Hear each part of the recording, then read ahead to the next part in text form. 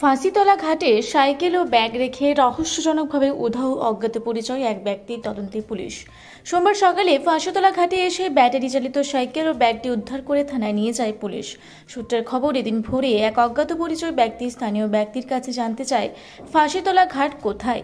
এরপরে ওই অজ্ঞাত পরিচয় ব্যক্তি ঘাটের কাছে চায়ের দোকানে চা খেয়ে ব্যাটারি চালিত সাইকেলটি ফাঁসিতলা ঘাটে রেখে রহস্যজনকভাবে উধাও হয়ে যায়।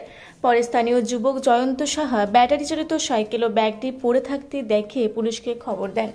অপরদিকে খবর পেয়ে ঘটনাস্থলে ছুটে যায় নবদ্বীপ থানার পুলিশ। পরে ব্যাগ সহ ব্যাটারি চালিত সাইকেলটি উদ্ধার করে নিয়ে যায় পুলিশ। জানা যায় ওই ব্যাগে ছিল একটি শ্রীমদ্ ভাগবত গীতা ও কীর্তন করার খঞ্জনি সহ অন্যান্য জিনিসপত্র। উল্লেখ থাকে, সম্প্রতি নবদ্বীপে বিভিন্ন ঘাটে স্নান করতে নেমে একাধিক তলিয়ে যাওয়ার ঘটনা ঘটে।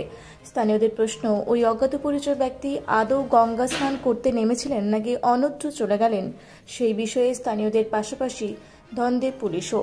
এই বিষয়ে স্থানীয় বাসিন্দারা কি জানালেন শুনবো।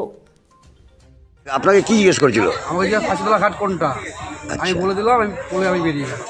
এটা দেখা যাচ্ছে এখানে সাইকেল রেখে ব্যাগ রেখে মানুষটা উধাও, সেটা শুনলেন? হ্যাঁ, পুলিশ এসে সাইকেলটা নিয়ে গেল। সাইকেলটা দেখলাম, পুলিশ নিয়ে গেল সাইকেলটা। পুলিশ নিয়ে গেল। মানুষটাকে খুঁজে পাওয়া যাচ্ছে না, মানুষটা খুঁজে পাওয়া যাচ্ছে।